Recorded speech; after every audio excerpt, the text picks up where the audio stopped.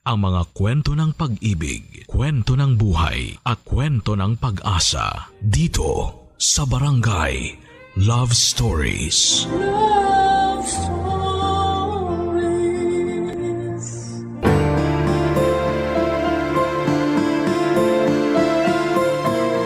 May mga pagkakataon talagang hindi natin alam kung paano iintindihin ang ating mga magulang, lalo na ang ating mga ina na may sariling pananaw at paraan sa bawat bagay.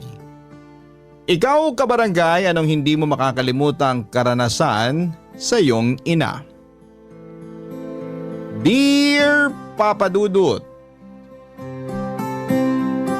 Hi Papa Dudut, ako po si Emily at sisimulan ko po ang kwento ko syempre sa aking ina. Marami po talaga siyang pangarap sa buhay dahil nga sarat kami. Gusto niya talagang magkaroon ng maginhawang buhay. Laking tondo po sina nanay at tatay at mahirap lamang po kami. Pero itong si nanay ay gusto talagang makaalis kami doon. Lalo na't nakapagtrabaho si tatay sa Qatar. Mahusay po siya sa ginagawang pagwe-welding kaya nagamit niya ang skill na yan para makapunta sa abroad. Kaya ang nanay naman ay gustong mag-ipon para makabili ng lupa at bahay sa isang subdivision. Para sa kanya, iba po talaga ang buhay na may dignidad at nakatira sa isang subdivision. Sa awa ng Diyos, matapos ang 10 taon ay may house and lot na kami sa isang subdivision. Kaya sobrang excited na talaga si nanay na makalipat kami at layasan ang mga kapitbahay naming mapanlait na sa tingin nila ay hindi kaya ng nanay ko na makaahon kami sa hirap. Sa totoo lang, Papa Dudut, proud po ako sa nanay ko kasi masino po talaga siya at hindi siya gumagastos sa walang katuturang bagay. Parati rin niyang pangaral na dapat daw ay maging tulad ng langgam na nag-iimpok para pagdating ng tag-ulan ay may maaasahan kami. Kaya itong bago naming lilipatan ay simbolo ng pagsusumikap ni tatay at nanay. Kaya proud ako sa parents ko, Papa Dudut, at in fairness, ako lang ang naging anak nila. Hindi sila gumaya sa nakakarami na anak ng anak. Wala namang maipakain at maipantustos para maayos ang buhay ng mga anak nila. Kaya nakakaramdam ako ng security sa buhay ko dahil makakapag-aral ako sa college habang nakatira sa isang maayos na bahay at community. For the first time, naging Miss Congeniality si nanay. Namimigay pa ng food sa aming kapitbahay. Para sa kanya ay kailangan naming makisama at magkaroon ng kaibigan sa subdivision. Kaya sinamahan ko si mama sa kapitbahay namin, bit-bit ang nilutong pagkain na ibibigay namin.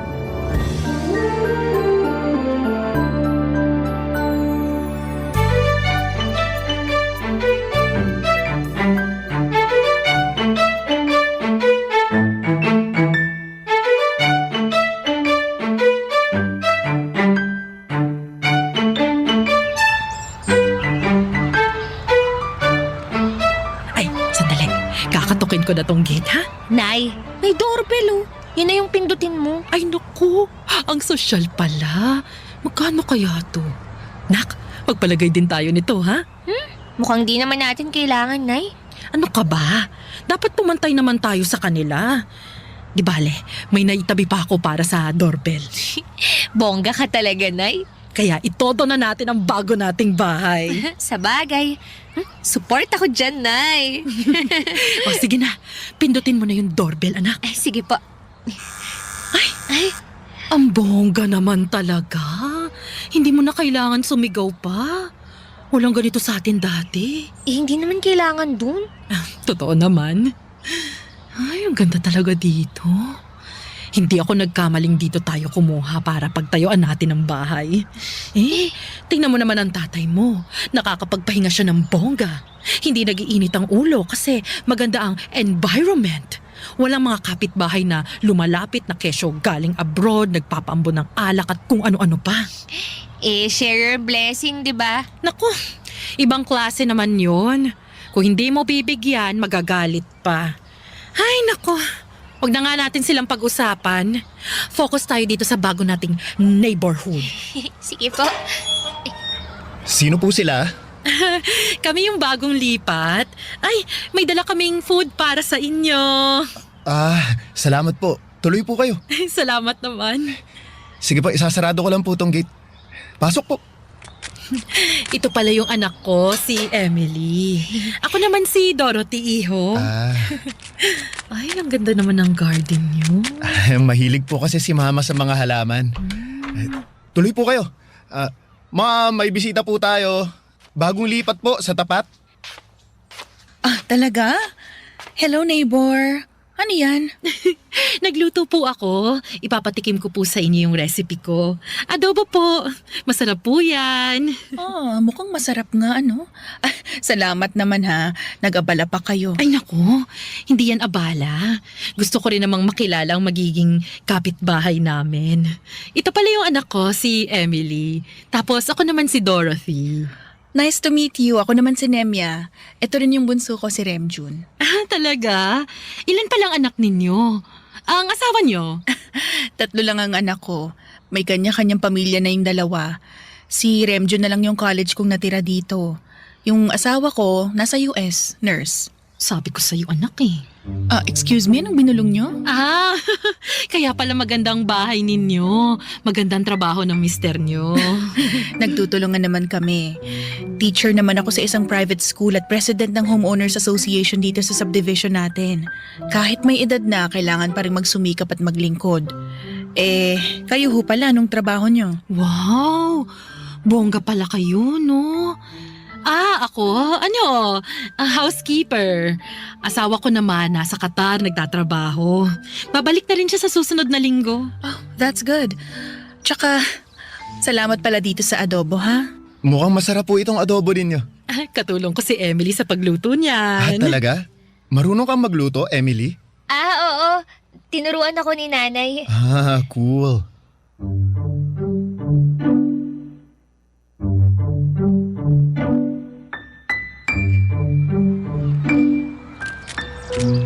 Buti mabait sila, Nay. Bait-baitan lang yun. Kita naman na pakitang tao lang din yung matandang yun. Kayo naman Miss Congeniality. Ganun talaga dapat, nakikisama.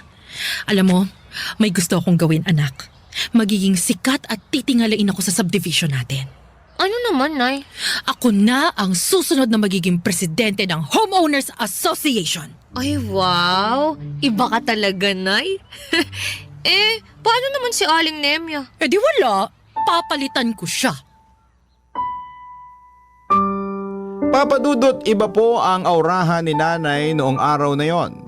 Kita kong determinado siya sa sinabing tatakbo siya sa susunod na election para maging presidente ng Homeowners Association. Sa isip ko ay kung ito naman ang gusto ni nanay at malilibang siya dito ay support ako, Papa Dudut. Habang kinakwento ni nanay ang mga plano niya, ang utak ko naman ay tumatakbo kung saan-saan. At sa totoo lang ay hindi ko nakakalimutan ang ngiti ni Remjon. Crush ko na agad siya.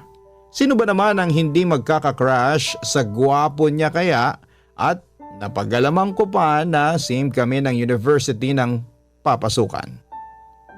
Nung umpisa na ng pasukan, si Remjon ang naging kasama ko. Parang may personal tour guide ako at wini-wish ko na sana'y ligawan niya ako. At kami ng dalawa kasi naman ay super crush ko siya, Papa Dudut. Habang nagpapantasya ako sa kanya, ang nanay ko naman ay sobrang busy sa pag-PR niya sa mga kapitbahay. At hindi ako nagkamali, Papa Dudut. Malaking sabo nga ang eleksyon. Kasi ang nanay ko at ang nanay ni Remjon ang nagkatunggali. Parang election lang sa barangay, may kampanya, si nanay. Lahat na ata ng bahay sa subdivision ay nabigyan niya ng kanyang adobo. At chinichismis ni nanay na mas magiging maganda ang ganap sa subdivision kung siya ang mananalo kasi matututukan niya talaga ito. Hindi tulad ni Aling Nemya na may trabaho bilang isang teacher at medyo boring daw at maldita ang aurahan nito.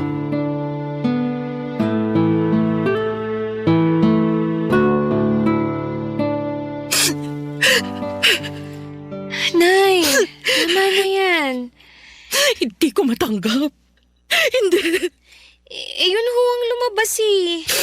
Ang sabihin mo, dinaya ako ng Nemya na yan. Nay naman, hindi naman ho siguro. Anong hindi? Kita mo naman na lahat ng kapitbahay natin nabigyan ko na ng adobo. Ilang beses pa. Nginingitian pa ako. Sabi pa nila na ako raw ang iboboto nila kasi mabait ako, kasi bago ako. Paano natalo ako? Dinaya talaga ako ng babaeng yon. Bawi na lang ho kayo sa susunod na eleksyon, Nay. Bago lang din naman tayo dito eh, kaya ganun. Hindi. Dapat ako na ang presidente. Malaki na yung nagastos ko, anak, ha? Nakumbinsi ko naman sila eh. Tuwing nakakausap ko, ramdam ko na ako na yung mananalo. Pero yung lumabas kanina, sobrang hindi yun makatotohanan. Ginaya ako ni Nemya. Mandaraya ang Nemya na yon. Naku, Nay. Mali ang magparatang ah. Baka may makarinig pa sa inyo. Wala akong pakialam. Wala akong pakialam kung marinig pa niya. Totoo naman eh. Totoong dinaya niya ako.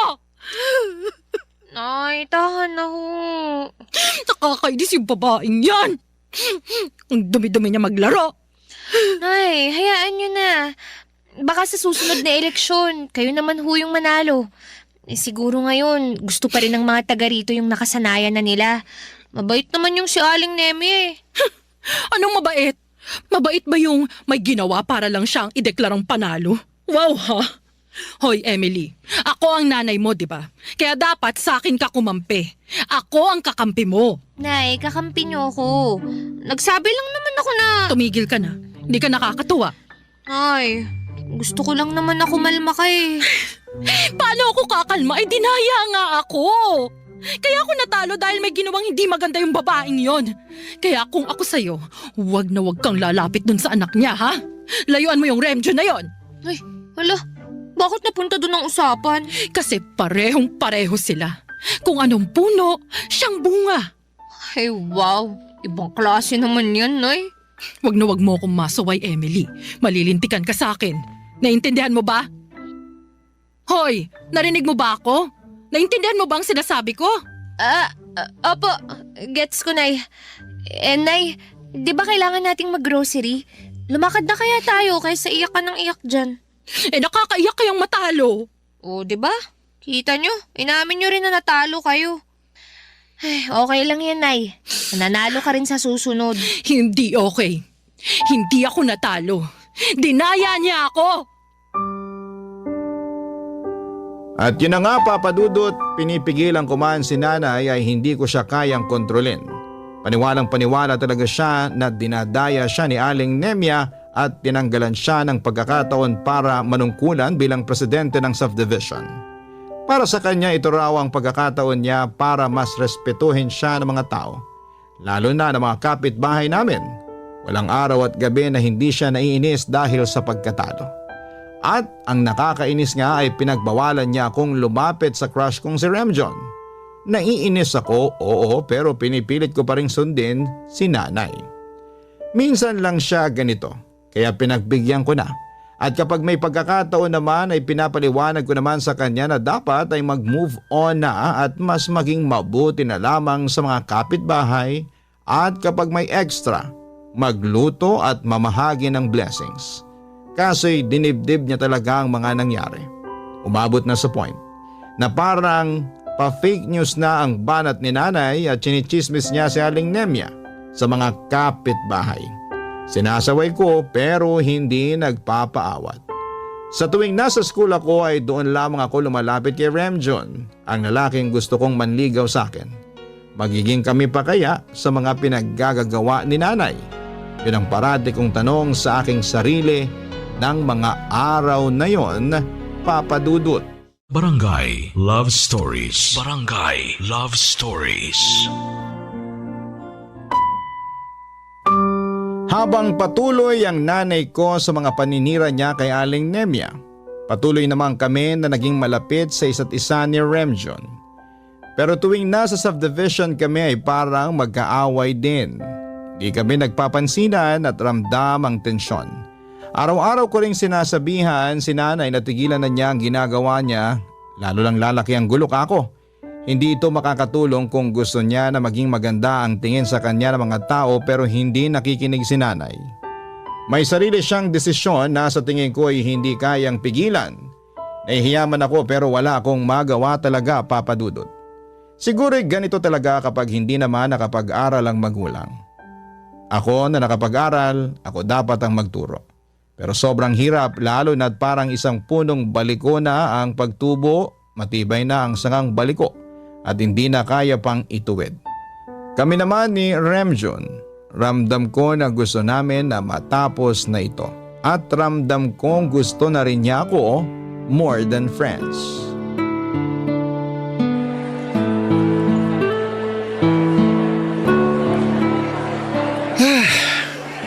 Solved na naman ang lunch ko.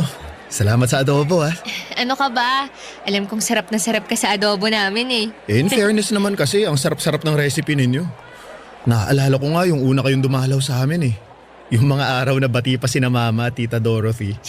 Kaso, Yun na nga. Pagpasensyahan mo na lang ah. Hirap din kasing pagsabihan yung matatanda eh. Alam mo na. Ikaw ba? Pinagsasabihan mo ba yung mommy mo? yung nanay mo naman kasi. Nananahimik na nga si Mami pero sobrang below the belt na rin yung mga pinapakalat ng nanay mo, Emily. Nakakainis na rin kaya. Sa totoo lang, alam mo buti hindi ka ganun, no? Iba yung ugali mo. Nanay mo ba talaga yun? Teka nga muna. Mukhang iba na yung nararamdaman ko eh. Nanay ko pa rin siya, Remjun. Tsaka sabi ko nga sa'yo, pinagsasabihan ko naman, di ba? Pero may pinapakalat din naman si tita. Sabi niya na ganito ang ugali namin kasi galing kami sa hirap. Aba, minamaliit kami. No offense kasi naman, fake news peddler yung nanay mo. Kahit ano pinagkakalat para siraan ng mami ko. Una, yung sa election. Grabe, simpleng election sa homeowners. Naging ganito ang takbo dahil dun sa nanay mo. Baka nga totoong dinaya ang nanay ko. Hindi ako makapaniwala, pati ikaw? Sinabi niya kaya na galing kami sa hirap. Tsaka ramdam ko na sumasang-ayon ka sa nanay mo eh. Alangan namang sa akin. Siyempre, kampi ka sa nanay mo. Kasi Emily, sa pinapakita niya. Sa nangyayari ngayon, pinagchismisan ng pamilya natin dahil sa away nilang dalawa. Pagsabihan mo ang nanay mo na tumigil na sa pangmamata sa amin. Nagsumikap na nga ang mga magulang ko para maging maayos ang buhay namin eh. Tapos minamata pa nila kami na kesyo dati kaming mahirap, ganon. Look, sorry pero ganun ang nangyayari, Emily. Kaya pagsabihan mo rin yung nanay mo kasi ang nanay ko nananahimik naman. So ibig sabihin na dahil sa nanay ko hindi na kayo naging tahimik? Wow ha! Wala nang patutunguhan tong usapan na to. Alam mo, hindi na healthy tong ganito. Hindi talaga. Sinisiraan mo ng nanay ko eh. Ang point ko lang, sana tigilan na niya yung pagpapakalat ng maling impormasyon. Hindi lang niya sinisiraan yung nanay ko, pati kami. Kaming buong pamilya sinisiraan niya. May trabaho yung nanay ko, busy siya sa buhay niya, pero yung nanay mo busy sa paninira. Gawain ba yan ng... Nang ano? Nang galing sa mahirap? Emily, alam ko na gusto natin ang isa't isa, pero nasa alanganing sitwasyon tayo dahil dun sa nanay mo. Sus, ang arte mo. Ang sabihin mo, mata pobre kayo. Emily, alam mo, nagiging toxic na talaga to. Ano bang ina-expect mo? Maging positibo tong pag-uusap natin matapos mong siraan ng nanay ko? Nanay mo kasi blue. Ikaw na sa nanay mong pink. At hindi sad ang nanay ko ha. Naiinis lang siya kasi dahil sa mga ginagawa rin ng nanay mo. Paikot-ikot na lang tong usapan natin, Emily. Pansin mo? Di hinto na. Diyan ka na nga. Ewan ko sa'yo. Ewan ko rin sa'yo at sa nanay mong blue. Hindi pala siya pink. Nasaktan ako, Papa Dudut. Nasira ang pagkakaibigan naming dalawa ni Remjun at naunsyamina ang anumang namamagitan sa amin. Gustong-gusto ko pa naman siya. Siya kasi ang Ruro Madrid ng buhay ko. Pero tinanggap ko na sa araw na yon na baka hindi nga kami para sa isa't isa. Kasi paano kami magsasama kung ang mga nanay namin ay mortal na magkaaway? Parang nasa teleserye sa hapon. Sa totoo lang ay hindi ko naman masisisi rin ang nanay ni Remjun na mainis. Pero hindi ko rin masisisi ang nanay ko kasi may naririnig din siyang panlalait sa buhay namin. Hanggang sa may dumating na masamang balita, kailangang umuwi ng bansa si tatay. Nagkaroon siya ng injury at hindi na makapagtatrabaho. Sobrang devastated kami. Nangangamba kasi nag-aaral pa ako. Malaki rin ang gastos sa mga check-up ni tatay at ang malala pa ay may nakitang ibang sakit sa kanyang doktor na mas lalong pinanghihinaan namin ang loob. Isa talaga itong dagok sa aming pamilya, Papa Dudut.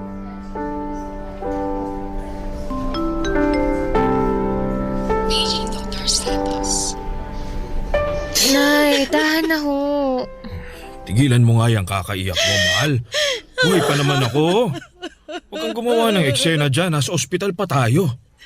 Bakit? Mapipigilan ko ba tong pag-aalala ko? Naiiyak ako sa gastusin, sa lahat. Nay, sabi niyo nga sa akin, may awa ang Diyos. Magdasal lang tayo na maging mabuti ang resulta ng mga lab test ni tatay. Ano bang sabi ng agency mo dun sa Qatar? Hindi ka na ba talaga makakabalik? Pwede naman. Mabait kaya ako. Pero baka hindi na rin. Depende.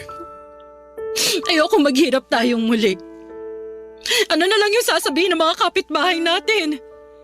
Lalo na nung Nemya na yon. Pili ko pinagtatawanan niya na tayo.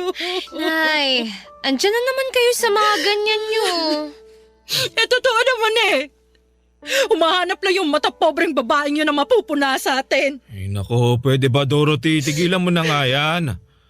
Paano ako gagaling nito kung hanggang ngayon yan pa rin ang nasa isip mo? Kahit nung nasa Qatar pa ako, yung awayan yung dalawa na lang ang lagi ko naririnig. Awat na mahal. Ewan ko ba? Paano ako kakalma ha? Alam ko na kung anong nasa utak ng babaeng yun. Pati nga yung bunso niya nagmana na rin sa kanya. Nay naman. Bakit Emily? Hanggang ngayon ba may gusto ka pa rin doon? Pagbutihin mo na lang ang pag-aaral mo. Makakahanap ka ng mas maayos na lalaki kesa naman galing sa pamilya na yon.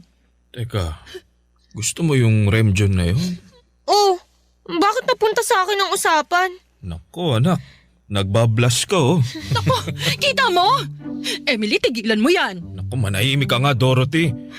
Baka nga dahil sa awayan yung dalawa parang Romeo at Juliet na tong si Emily at Remjon. Alam mo ba nangyari dun sa kwento ng Romeo at Juliet? Ano, yung namatay silang dalawa? Oo, yun na nga. Ayokong mangyari yun sa unikaihan natin. Tatay talaga. Parang ganun na nangyari Gusto mo ba yung si Remjon? Kayo na ba anak? Hindi po naging kami. Ayun naman pala. Never naman pala. Dapat tapat ka sa akin, ha Emily? Tapat naman po ako sa inyo Pero ang totoo po, gusto ko po si Remjon. Ayun. Tapat ka nga anak. Tigilan mo yan, Emily! Romeo at Juliet. Tandaan mo. Ewan ko sa inyo mag-ama. Tay naman. Sana makausap ko yung Remjon na yan at nang makilatis ko. Nako, magpagaling ka muna dyan. Oo, gagaling ako. Hindi ba, Emily? Yes po, Tay. Gagaling pa kayo.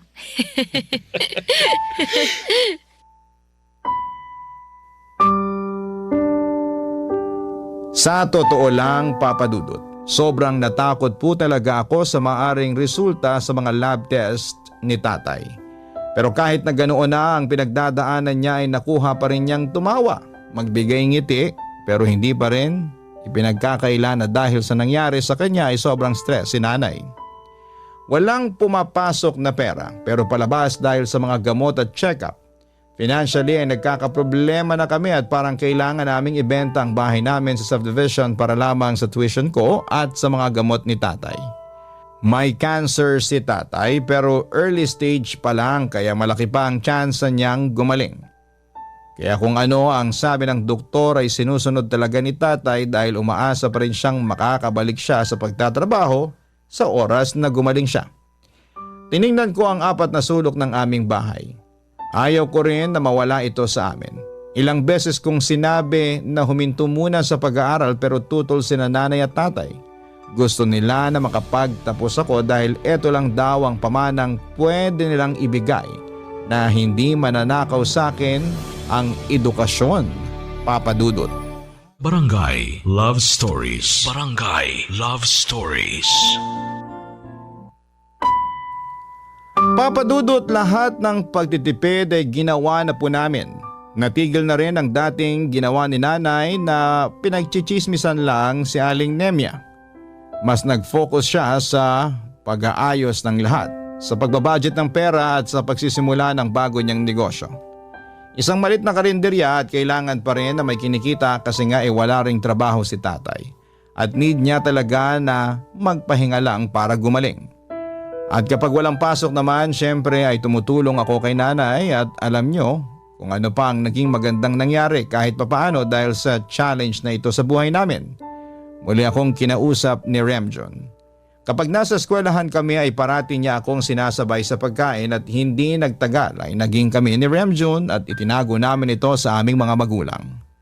Gusto namin na ipaalam sa kanila kapag nagkaayos na talaga sina nanay at tita Nemya. Kaya binalak ni Remjon na unti-unting ipaintindi sa mami niya ang sitwasyon ng nanay ko. Ako naman ay ginagawa ko rin na ipaliwanag sa nanay ko ang pinanggagalingan ni tita hanggang isang araw.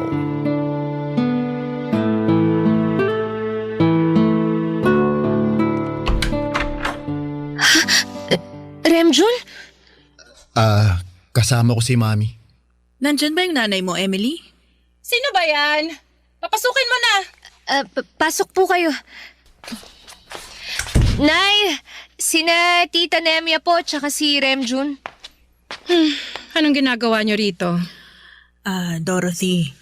Nay, Ito pala para sa asawa mo tong prutas na dala namin. Nasa taas siya, nagpapahinga. Salamat dito. Nag-abala pa kayo? Naku, maliit na bagay lang naman.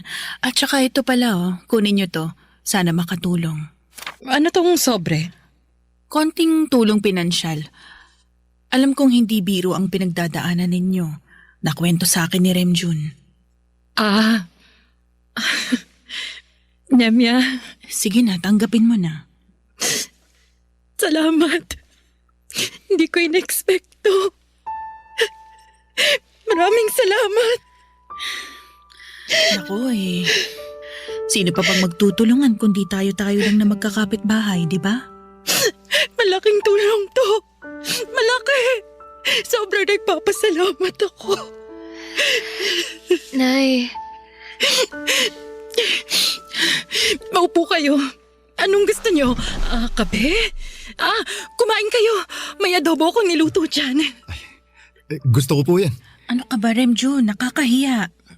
Ma'am, masarap kaya yung adobo nila. Well, sa bagay, masarap nga talaga yung luto nyo.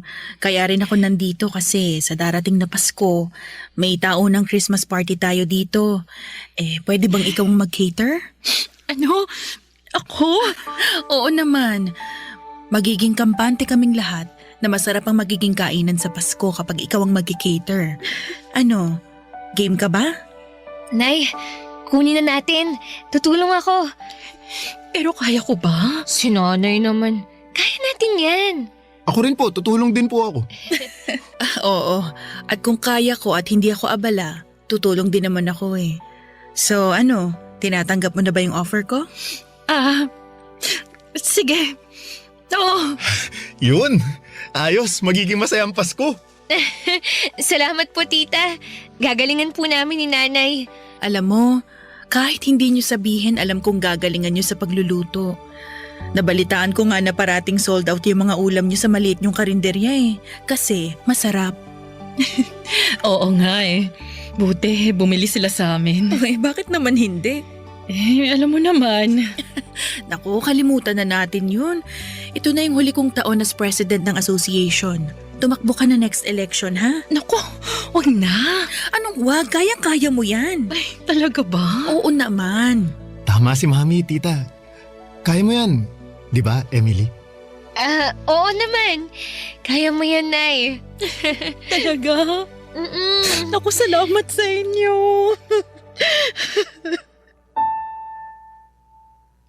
Sobra po akong natuwa, Papa Dudut, na naging okay na ang aming mga nanay na dalawa ni Remjon. Naging close na ulit sila at sobrang happy ay naging Christmas party. Kahit sobrang abala kami ni nanay sa pagluluto with the help of Remjon.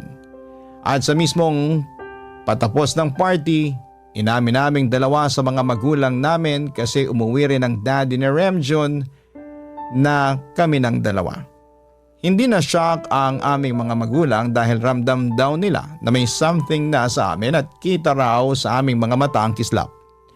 Kaya habang nagbibuild ng relationship ang aming mga nanay, mas naging strong din ang pagmamahala namin ni Remjun at sa awa ng Diyos ay nakarecover si tatay.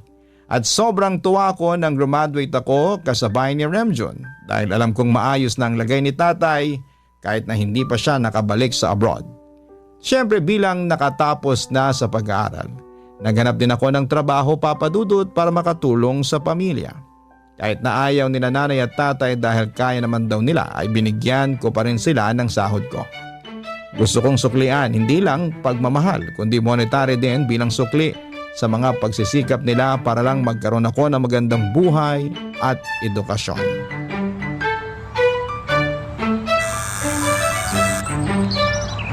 Anak, naalala mo yung unang beses nating mag-doorbell dito? Siyempre naman, Nay. Alam mo, kita ko sa mga mata mo noon na crush mo na agad si Remjun. Talaga? We... Totoo! At halata ring hindi lang sa adobo natuwa ang mokong na yon. Pati na rin sa kagandahan mo, anak. Sus, grabe kayo ah. Pero totoo naman. Ay, landi-landi ng anak ko. Hello, tita. Emily, pasok kayo. Wow! Adobo ba yan? Ay naku, hindi. Joke lang. Oo naman. Ito ang all-time favorite ng nanay kong Pink eh. Anong nanay kong Pink? Mabait, tita. Positive. Pasok po kayo. Ako na po magdadala niyan. So dati kasi negative ako, hindi ako pink. Blue ka dati, Nay. Ibig sabihin nun, sad. Ah, blue. Sad. Ano yung blue sad na naririnig ko, ha? Itong mga anak natin, may pakulay pala. Parang ano lang, gender reveal. Ako, wag niyong sabihin. Oy, nanay ha. Hindi pa kami nagganon. Gusto ko kasal muna bago, alam mo na, bago ko isuko yung bataan. Naku, mabuti yan. Itong si Remjun nga pinagsasabihan ko talaga na hintayin mo nang maikasal bago gawin niyang mga bagay na ganyan. Willing to wait naman ako, mami. So, kailan na nga ba yung kasal? Graduate naman na kayo. May mga trabaho. Gusto ko na rin magkaapo sa'yo. Ay tama, gusto ko na rin magkaapo. Kailan na nga bang kasal? Atat na atat din kayo ha. Ay syempre, hindi na lang kami neighborhood ni Nemia. Magiging balae pa kami. Naku, ay totoo yan. Kailan na ba ang kasal para makapaghanda na tayo? Ang tanong, nakapag-propose ka na ba, Remjun? May singsing ka na bang nabili? Panira talaga kayo. Alam nyo, may plano sana ako pero ngayon ko na nga gagawin. Ano ba yon? Sandali, kukunin ko lang. Anong kukunin? Naku, ewan ko sa batang yan.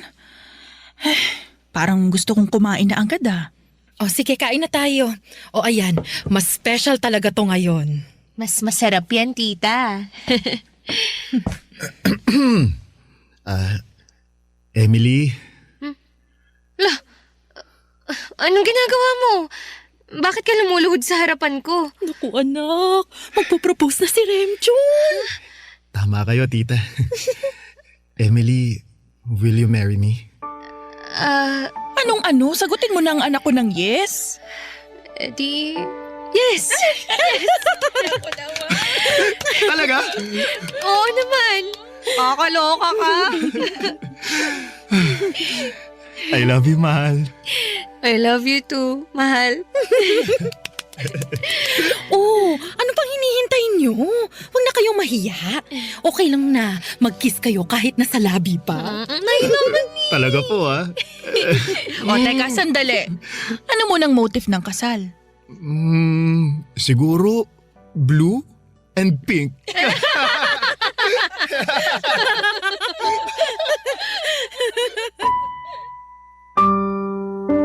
Ang saya lang, Papa Dudut, dahil nagkaayos na ang mga nanay namin ni Remjun.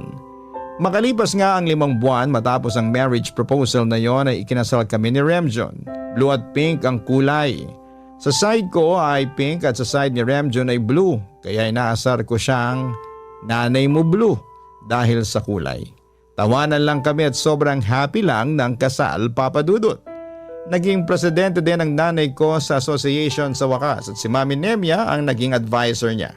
Naging stable naman ang karinderya ni nanay kahit papaano ay eto ang pinagkakabalahan niya at pagiging presidente ng Homeowners Association.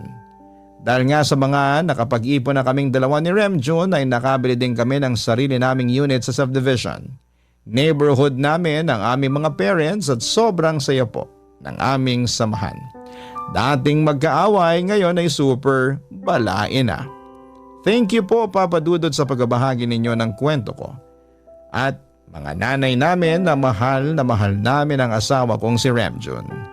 Sa ngayon po ay may dalawa na kaming anak kaya sobrang saya po ng bahay. Hindi blue ang aming pagsasama. Ang inyong forever kapuso at kabarangay, Emily. Uy, kabarangay! Agree ka ba sa ending ng ating barangay love stories na ito? I-share mo na ang feelings mo sa ating comment section. Ang mga kwento ng pag-ibig, kwento ng buhay at kwento ng pag-asa dito sa Barangay Love Stories. Love Stories. Bilang tao ay normal lang na may pinagdadaanan tayo. At minsan ay hindi na rin natin nakikita ang mga pinapasa ng ibang tao sa likod ng kanilang ngiti. Ikaw kabarangay, kailan mo huling tinanong yung kakilala mo kung okay lang ba sila? Dear Papa Dudut, magandang araw po sa inyo. Ako po si Sabrina at matagal na po akong tagahanga ninyo. Nalaman ko po ang tungkol sa Barangay LS sa YouTube at mula noon ay palagi na ako nakatutok sa Barangay LS tuwing break ko. Isa nga po pala akong college student at gusto ko pong ikwento sa inyo ang mga naging karanasan ko sa buhay. Lalo na kung paano ko nakilala ang boyfriend ko na si Ben. Ang totoo po niyan Papa Dudut ay hindi ko akalain na magkakaroon ako ng boyfriend kasi hindi naman ako nagkakagusto sa mga lalaki na nasa palibot ko. Pero sadyang mapaglaro lang talaga ang tadhana kasi nagbago ang lahat ng yon. Noong nakilala ko si Ben, Papa Dudut. Nakilala ko po si Ben noong unang araw sa college. Marami sa mga kaklase ko ang excited sa unang araw ng pasukan at karamihan sa kanila ay mabilis nakipagkaibigan. Pero iba si Ben, sobrang tahimik niya at parang wala siyang pakialam sa paligid niya. Nakatambay lang siya sa upuan niya at nagsusulat ng kung ano-ano sa notebook niya. Aaminin ko po ang first impression ko sa kanya ay medyo weird siya, parang may sarili siyang mundo at hindi siya nakikisama at nakikihalubilo. Pero Papa Dudut, hindi ko po maitatanggi na noong mga panahong yon ay crush ko talaga siya. Grabe, sobrang gwapo niya at maganda rin ang pangangatawan niya. Kamukhang kamukha niya talaga si Derek Monasterio, Papa Dudut. Ang sabi ko pa nga sa sarili ko noong mga panahon na yon na sayang naman at gwapo sana pero hindi naman nagsasalita. Pero hindi yon naging hadlang para kausapin at kilalanin ko siya. Siguro ay marami sa mga kabarangay ninyo ang magsasabi na napakaharot at napakalandi ko. Pero aminin ninyo, sigurado ako na may mga pagkakataon din sa buhay ninyo na naaakit kayong kausapin ng mga crush ninyo, hindi ba? Kasi ganon talaga yung nararamdaman ko noong unang nakita ko si Ben. At syempre hindi ko na po natiis. Pagkalipas ng ilang minuto ay ginawa ko na po ang unang hakbang at nagtangka akong makipag-usap kay Ben para mas makilala ko pa siya, Papa Dudut.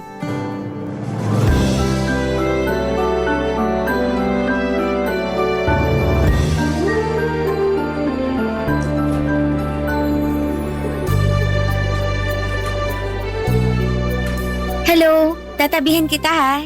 Ako nga pala si Sabrina. Anong pangalan mo? Ako ba kinakausap mo? Eto naman, patawa. Sino pa ba? Ikaw lang naman tong kinakausap ko. Sorry, ako nga pala si Ben. So nice to meet you, Ben. Alam mo, masaya ako na magkaklase tayo. Ano ba yung sinusulat mo sa notebook mo? Wala. Journal ko to. OMG, hindi ka lang pala gwapo. Matalino ka pa. Thank you. Patingin ako ng journal mo, ha? Uy, wag! Sorry kung napagtaasan kita ng boses. Ano ka ba? Ba't sorry ka ng sorry dyan?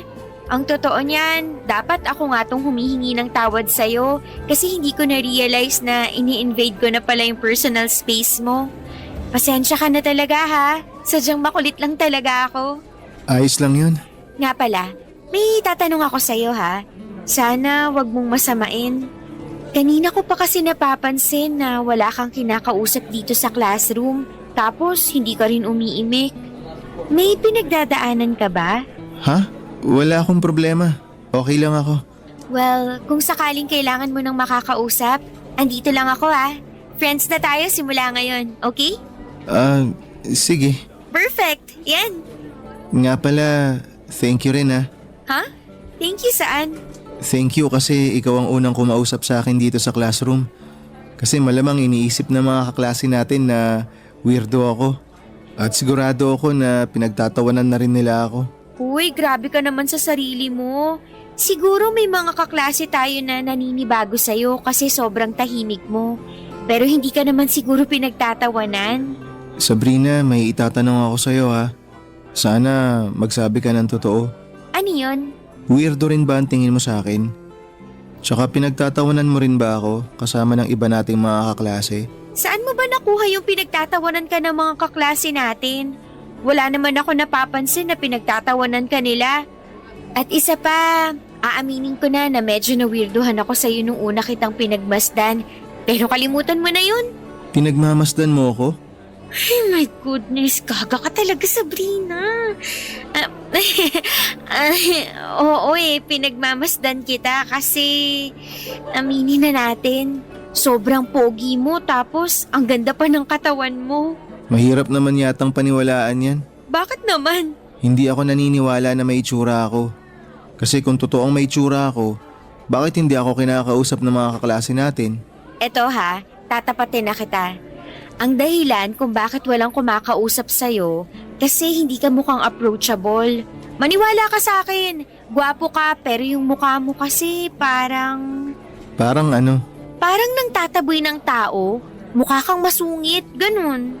Sorry, di ko talaga sinasadya. Ganito lang talaga mukha ko. Alam mo, ikaw, kung may piso lang ako sa bawat sorry mo, malamang mayaman na ako ngayon. Thank you talaga. Napagaan mo loob ko. Anong ibig mong sabihin? Ang totoo niyan, kabadong-kabado ako kasi first day of school natin ngayon. Pero napagaan mo yung loob ko. Tsaka kahit paano, nawala yung kaba na nararamdaman ko. Ano ka ba? Wala yun. Maliit na bagay. Nga pala, ayos lang ba sa'yo kung sabay na tayong mag-lunch mamaya? Seryoso ka na gusto mo kong kasabay mag-lunch? Eto naman, kung makapagsalita parang may nakakahawang sakit. Oo, wala, hindi. I mean, wala akong nakakahawang sakit. At oo, sasabayan kita mag-lunch. Perfect! Basta babalikan kita dito pagkatapos ng klase natin, ha? Shucks, andyan na yung professor. Babalik na muna ako sa upuan ko. Nice meeting you! Sobrang mahiyain talaga si Ben, Papa Dudut. Sayang lang kasi at gwapo siya pero parang wala talagang tiwala sa sarili. Nung una ko siyang kinausap ay halatang halata na parang gusto niyang maglaho at mawala sa mata ng lahat. Pero sa totoo lang kahit sobrang mahiyain ni Ben at hindi siya yung tipo ng tao na madaling lapitan, ramdam ko pa rin na mabait siya. Kasi hindi ba bilang mga tao ay nararamdaman natin kung mabait, mayabang o may masamang ugali yung mga tao na nakakasalamuha natin. Nang mga panahon na yon, oo mahiyain si Ben pero talagang nararamdaman ko na busilak ang puso niya. Kaya naman tuwing nag-uusap kami ay okay lang sa akin na ako yung madaldal habang siya ay tahimik lang at nakikinig sa akin. At hindi nagtagal ay naging matalik na magkaibigan kami ni Ben. Sabay kaming nagla-lunch araw-araw at nagtutulungan na din kami sa mga assignments. Natutuwa ako kasi nararamdaman ko na komportable na siya sa akin. Nung una tuwing kinakausap niya ako ay parang nahihirapan siya, utal-utal siya kung magsalita. Tapos ay nanginginig pa. Pero hindi nagtagal ay naging mas natural na siya, Papa Dudut. Pag kinakausap ko siya ay hindi na siya kinakabahan. Pero sa ibang tao ay ramdam ko pa rin yung kaba niya. Kaya madalas ako na lang ang kinakausap ni Ben. Kasi kapag ako ang kausap niya ay hindi siya kinakabahan at mas komportable siya. Noong mga panahon na yon ay naisip kong normal pa ba yung nararamdaman ni Ben. Kasi hindi ba minsan natural lang naman nakabahan tayo, pero kay Ben, kahit yung mga simpleng bagay ay sapat na para kabahan siya ng lubusan. May isang pagkakataon nga na habang binabayaran niya yung tuition fee niya ay nanginginig pa ang kamay niya at parang nahirapan siyang magsalita. Ang dami niyang inhale, exhale. Bago niya kinausap yung registrar para bayaran ang tuition fee niya. Pero kahit na may ganong karamdaman si Ben ay tanggap ko pa rin siya bilang kaibigan. Kasi sa pagiging tunay na kaibigan ay wala kang mapipintas kay Ben, Papa Dudut. At pagkatapos ng ilang linggo ay dumating ang araw na isa-isa kaming ipinag-present sa klase. At doon ko talaga nakumpirma na hindi na normal yung pinagdadaanan ni Ben, Papa Dudut.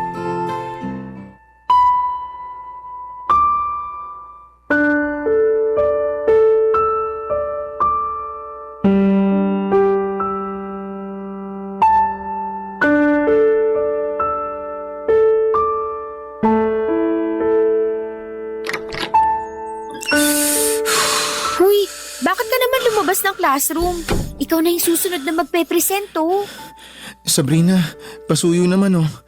Pwede mo bang sabihin sa prof natin na uuwi na ako? Teka lang, bakit naman? Ang laki kaya ng impact ng presentation na yun sa grades natin. Pasensya ka na pero hindi ko talaga kaya. Sigurado ako na pagtatawanan lang ako ng mga kaklase natin. Ben, may itatanong ako sa'yo ha. Sana magsabi ka sa akin ng totoo. Ano yung itatanong mo? Nito kasing mga nakaraang linggo, madalas ko nang napapansin na pinagpapawisan, nanginginig at nauutal ka tuwing may kausap kang ibang tao. Alam ko na yung iniisip mo. Wala akong bisyo. Hindi rin ako umiinom ng kape. Kung ganun, bakit ka nagkakaganyan? Simula nung elementary pa lang ako, ganito na talaga ako. Pero mas lalong lumala nung nag-high school ako. Ang mahirap pa, pati si mama hindi naniniwala na may kakaiba akong nararamdaman. Ang ibig mong sabihin, alam ng mama mo ang nangyayari sa'yo? Oo, alam niya pero palagi niyang ini-invalidate yung nararamdaman ko eh. Tuwing kinukwento ko sa kanya na hindi normal tong kaba na nararamdaman ko, sinasabi niya na nag-iinarte lang daw ako. Kawawa ka naman pala. Pero wag kang mag-alala kasi sigurado ako na darating din yung araw na maiintindihan ka ng mama mo. Pero yung papa mo, naikwento mo na rin ba sa kanya yung tungkol dyan sa kondisyon mo? Wala na si Papa. Matagal niya na kaming iniwan ni Mama. Sumama siya dun sa babae niya. Ay, anyway, uuwi na ako. Pasuyo na lang ha. Parang awa mo na. Huy, ano ba? Dito ka lang. Sabrina naman, please. Hayaan mo na ako umuwi. Makinig ka sa akin. Hindi ka magpapatalo sa kung ano man yung nararamdaman mo. At hindi ako makakapayag na bumagsak ka sa klase natin dahil lang dyan sa kaba mo. Kung nagawa ko yung presentation ng maayos, sigurado din ako na kaya mo din yun. Pero paano pag pumalpak ako? Paano kung magmukha akong tanga sa harap ng mga kaklase natin? Paano kung ito na yung maging simula ng pambubuli nila sa akin? Sa tingin mo ba may oras pa ang mga tao dito para gawin kang katatawanan? Sa sobrang dami ng projects at reports natin, sigurado akong wala ng panahon ng mga kaklase natin para pagtuunan ka pa ng pansin. Hindi ka nakakasigurado dyan. Anong ibig mong sabihin? Madalas kasi akong pagtawanan ng mga kaklase ko nung high school ako. Hindi raw kasi ako nakakapagsalita ng maayos. Tsaka tuwing sinusubukan kong magsalita, sabi nila, tunog aso daw ako na umiiyak. Tinatawag din nila akong lampayatot. Kaya doon ang galing yung lakas ng loob ko para mag-gym. Nagbaka sakali rin ako na pag nag-gym na ako, baka magkaroon ako ng kumpiyansa sa sarili. Pero wala eh. Kasi hanggang ngayon, yung kaba ko sa social setting natin, hindi pa rin nawawala. Teka lang, nag Nag-gym ka? Oo, bakit parang takang-taka ka?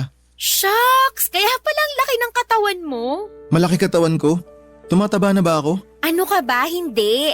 Ang ibig kong sabihin, maganda yung katawan mo. Ah, akala ko pinagtatawanan mo na ako eh. Ito talaga? Hindi. Sige, ganito na lang. May receptionist ba dun sa gym na pinupuntahan mo? Ha? Oo naman. Bakit? Nakakausap mo ba yung receptionist ng gym? Oo.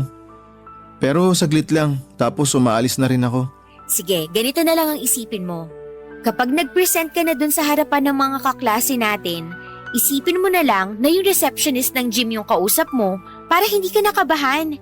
Pero kung kakabahan ka pa rin, ako na lang yung tingnan mo para mawala yung kaba mo at makapag-present ka ng maayos. Okay ba sa'yo yun? Sige, susubukan ko. Thank you Maliit na bagay. So ano, okay ka na? Aaminin ko kinakabahan pa rin ako pero mas okay na ako ngayon dahil sa'yo. Sige, hinga ka muna ng malalim. Inhale. Exhale. O ayan. Tapos subukan mong i-clear yung mga negative na naiisip mo. Paano? Ako yung isipin mo. Hindi, seryoso. Subukan mong isipin na mag-isa ka lang sa kwarto mo para hindi ka na kinakabahan ng ganyan. Okay ka na? Oo. Salamat talaga. Alam mo, ikaw, puro ka pa sa salamat. O halika na, pumasok na tayo sa loob. Baka mamaya mapansin pa ng prof natin na sabay pa tayong lumabas. Baka kung ano pang isipin nun. Halika na. Mabuti na lang talaga at hindi napansin ng professor namin na lumabas kami ni Ben ng classroom. Kasi timing din na abala siya sa pag-grade ng mga presentations noong mga panahon na yon. Anyway, papadudot na tuloy ang presentation ni Ben at halatang halata na naiiyak siya habang nagpe-present ito sa buong klase. At nanginginig pa yung boses niya. Pero sa kabila ng lahat ng yon ay nagawa pa rin niyang tapusin ng maayos ang presentation. Kaya naman proud na proud ako kay Ben ng araw na yon. Pag uwi ko ng bahay, naisip ko na mag-research tungkol sa nararamdaman ni Ben. Aaminin ko noong una akala ko ay baka nagkakape siya o baka may bisyo siya kaya ganon na lamang kung kabahan siya. Pero kapag kami lang dalawa ni Ben ay medyo okay naman siyang kausap. Kaya't naisip ko na may mas malalim pa na kadahilanan kaya siya kabado kapag ibang tao na ang kasama o kausap niya. At doon ko po nalaman na may social anxiety pala si Ben. Ang social anxiety ay isang mental condition kung saan ang tao ay palaging kinakabahan at natatakot na baka husgahan o kutsain ng ibang tao. Dahil dito, madalas nilang iniiwasan ang mga pakikisalamuha sa public na lugar. At dahil sa takot na yon, kadalasan ay nauutal sila at minsan ay nagiging physical ang epekto. Tulad ng panginginig ng kamay o pinagpapawisan dahil sa sobrang kaba. Base rin sa mga nabasa ko, ang social anxiety ay maaaring namamana o kaya naman ay dulot ng mga trauma o hindi magandang karanasan sa mga nakaraan. Noong nalaman ko ito ay lalo akong naawa kay Ben kasi nakikita ko sa mga mata niya na napapagod na rin siya sa kondisyon niya at bilang kaibigan. Ang magagawa ko lang ay damayan siya at suportahan siya sa mga ganitong pagkakataon. Makalipas ang ilang araw ay naisip kong ibahagi kay Ben yung natutunan ko tungkol sa social anxiety. Noong sinabi ko sa kanya ito, agad niyang sinabi na kuhang-kuha niya daw yung mga sintomas na nabanggit ko tungkol sa social anxiety. Sabi niya lahat ng sintomas ay nararamdaman at nararanasan niya. Yung palaging kinakabahan, takot na baka husgahan siya, at pati na rin yung pakiramdam na gusto niya na lamang magtago tuwing nakakakita siya ng ibang tao, Papa Dudut. Barangay Love Stories. Barangay Love Stories. Pero Papa Dudut, ayon nga sa isang quote na nabasa ko, love conquers all daw. At hindi naging hadlang ang social anxiety ni Ben para mahulog ang loob namin sa isa't isa. Hindi na rin siguro nakapagtataka kung nagkatuluyan kami kasi palagi ko namang pinaparamdam kay Ben na hindi ko siya iiwanan, lalo na sa mga darkest moments niya. Aaminin ko noong una ay gwapo talaga si Ben kaya ako nabighani sa kanya. Pero yung ugali niya talaga ay ang totoong dahilan kung bakit ako patuloy na nananatili sa tabi niya. Siguro maraming tao ang iisipin na snob si Ben o di kaya ay suplado. Pero ako ang makapagpapatunay na hindi yon totoo. May pinagdadaanan lamang talaga siya na hindi naiintindihan ng karamihan. Pero hindi ibig sabihin noon ay masama siyang tao. At dumating na nga yung panahon na niligawan na ako ni Ben. Palagi siyang may dalang chocolates and flowers para sa akin. At habang nililigawan niya ako ay napansin ko na mas komportable na siyang i-text sa akin yung mga nararamdaman niya. Kasi sa text, mas nakakapag-compose siya ng mga thoughts niya at mas naipapaliwanag niya ng maayos ang saloobin niya. Isa rin sa mga napansin ko kay Ben ay ayaw niya yung tinatawagan siya sa cellphone. Parang tumitibok ng malakas ang puso niya kapag nakakarinig siya ng pag-ring ng cellphone niya. Pero tinulungan ko siya, Papa Dudut, at nagsimula kaming magtawagan. Kasi gusto ko na matulungan siya na mawala yung kaba niya sa pagsagot ng tawag at para na rin matulungan siya na mawala yung social anxiety niya kahit papaano. Fast forward, Papa Dudut. At naging kami din ni Ben. At dumating na yung araw na naglakas loob na siya na ipakilala ako sa mama niya. Nung una, syempre kinakabahan si Ben pero nilabanan niya yon kasi sabi niya sa akin, yung pagpapakilala niya sa akin sa mama niya ay patunay daw na seryoso siya sa akin. Hindi ko inakala na ang haba na pala ng buhok ko. Hindi ko nga lubos akalain na yung crush ko ay magiging boyfriend ko na rin sa wakas. At noong mismong araw na yon ay tumuloy na kami sa bahay ni Ben para ipakilala ako sa mama niya, Papa Dudut.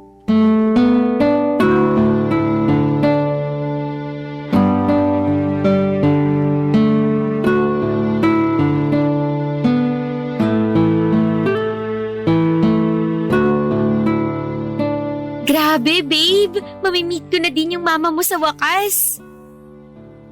Hello? May kausap pa ba ako dito? Bakit hindi ka mapakali dyan? Pasensya ka na babe pero ito kasi yung first time na may ipapakilala ako sa mama ko eh. Alam mo, kung hindi ka pa handa, naiintindihan ko naman eh. Uuwi na lang ako kung gusto mo. Uy, sandali lang. Wag, dito ka lang. Kaya ko to. Kaya ko. Liga. Sigurado ka na ba talaga? Oo. Gusto ko talaga iparamdam sa'yo na seryoso ako sa pagiging boyfriend mo. Kaya halika na, pumasok na tayo. Ipapakilala na kita. Ma? Ben! Ikaw na ba yan? Andito ako sa kusina. Halika rito para matulungan mo na ako sa pagluluto. Opo.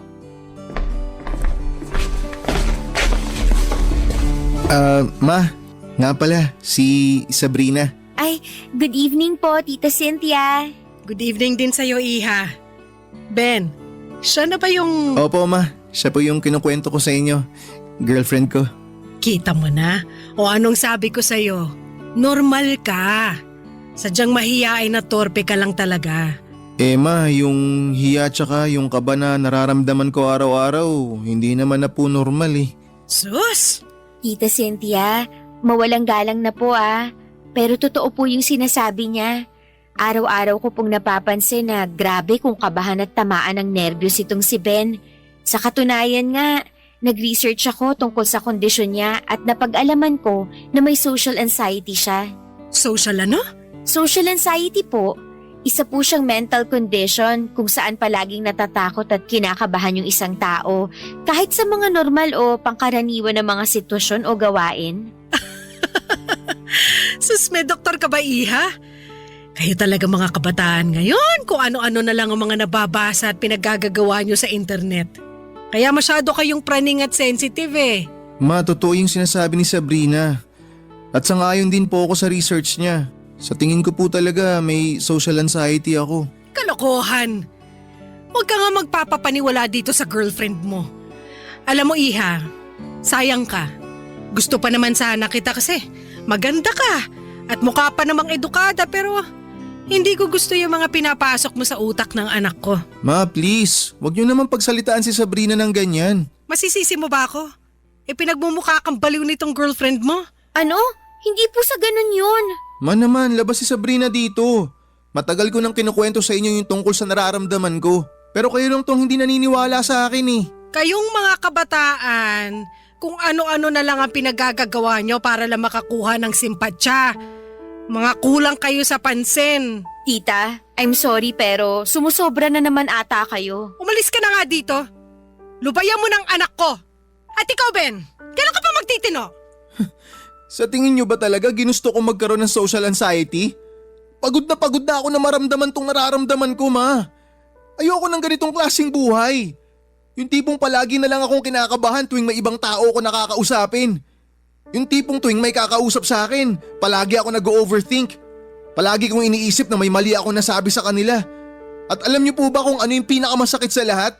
Ang pinakamasakit ay yung sarili kong ina hindi naniniwala sa pinagdadaanan ko. Aminin mo nga sa akin. May bisyo ka ba? Ganyan naman kayo palagi eh. Tuwing kinukwento ko sa inyo yung tungkol sa sitwasyon ko. Palagi na lang kayo naghihinala na nagbibisyo ako. Pero wala, ma.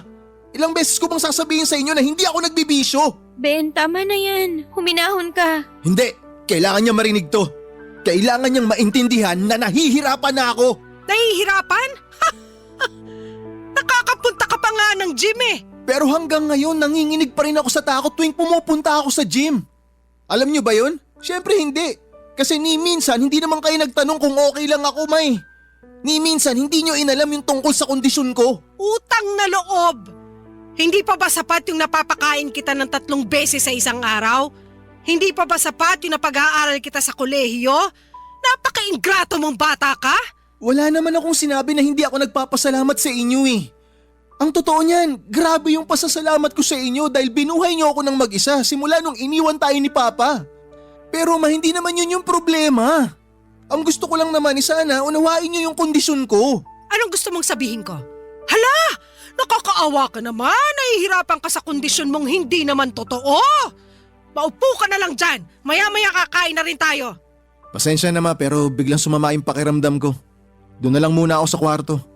Sabrina, umuwi ka na. Tatawagan na lang kita mamaya. Ha? Sige. Hoy, babae, makinig ka sa akin ha. Ito na ang huling beses na sasabihin ko to sa'yo. Lubayan mo ng anak ko kung ayaw mo magkagulo tayo. Sige na, umalis ka na! Sobrang nalungkot at nanghinayang po ako na hindi maganda yung unang pagkikita namin ni Tita Cynthia. Akala ko kasi magiging okay lang ang lahat, pero talagang totoo yung sinasabi sa akin ni Ben dati na hindi siya nauunawaan ng mama niya pagdating sa social anxiety niya. At ang pinakamasaklap sa lahat ay ako pa yung sinisisi ni Tita Cynthia kung bakit nakakaranas ng social anxiety si Ben. Sobrang unfair po noon para sa akin kasi sino ba naman ang gugustuhin na magkaroon ng social anxiety ang boyfriend? Kung tutuusin nga dapat si Tita Cynthia pa ang unang nakakaintindi sa kondisyon ni Ben dahil siya yung nanay pero parang kabaliktaran pa yung nangyayari. At noong nakauwi na ako sa bahay namin agad kong tinawagan si Ben para kausapin at kumustahin siya. Naikwento niya sa akin na noong nasa high school pa lamang siya madalas na daw silang nagtatalo ng mama niya tungkol sa social anxiety niya. Pero hindi raw siya pinapaniwalaan ito. Pero kahit na hindi siya nauunawaan ng mama niya, nalagpasan daw ni Ben yung hirap na yon kasi may best friend siya noong high school na nakakaintindi sa kanya. Kaya lang noong pumanaw ang best friend niya noon, doon na talaga siya nawala ng kumpiyansa sa sarili niya. Pakiramdam niya daw na wala na talagang nakakaintindi sa kanya. Naku Papa Dudut, noong sinabi ni Ben na wala na raw nakakaintindi sa kanya ay parang nagulat ako. Parang sinabi ko sa sarili ko, ay aba matindi, walang nakakaintindi sa'yo so ano ako multo? Pero syempre hindi ko na sinabi yon sa boyfriend ko. Ang sinabi ko lang sa kanya ay kahit pumanaw na yung best friend niya, nandito pa naman ako para intindihin at unawain siya. Sabi ko sa kanya na hindi siya nag-iisa at mukhang nakikita naman ni Ben na hindi ko siya iiwanan sa mga darkest moments niya. Pero Papa Dudut, hindi ko talaga ine-expect na may darating pa na mas malalim na pagsubok. Isang araw matapos ang klase namin ay kinausap ako ni Ben, Papa Dudut. Sobrang seryoso ng tono ng boses niya noong araw na yon. At agad akong kinabahan kasi parang may gusto siyang sabihin na napakabigat. At doon na nga niya sinabi sa akin ang isang bagay na labis kong kinalungkot noong mismong araw na yon.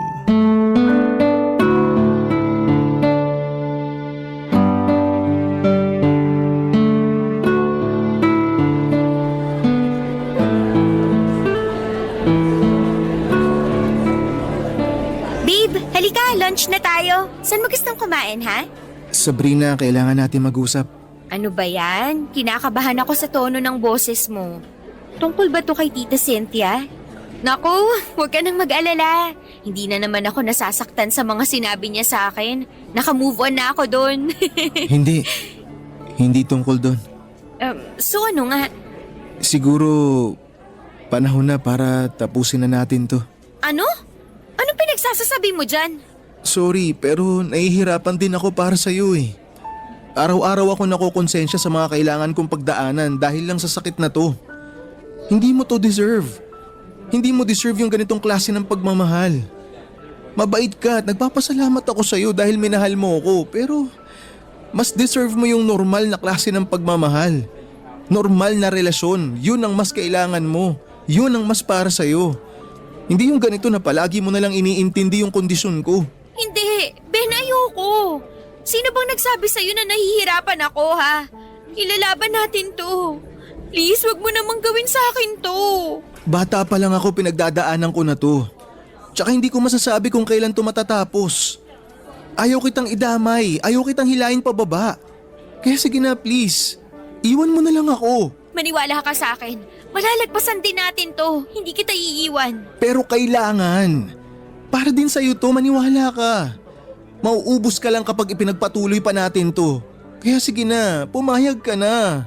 Ganun na lang ba kadali para sa'yo na itapon ang lahat ng to? Hindi mo alam kung gaano ako nasasaktan ngayon sa gusto mong mangyari. Ang gusto ko lang mangyari, magkaroon ka ng normal na buhay. Normal na relasyon. Hindi mo makukuha yun kung patuloy mo kong iintindihin.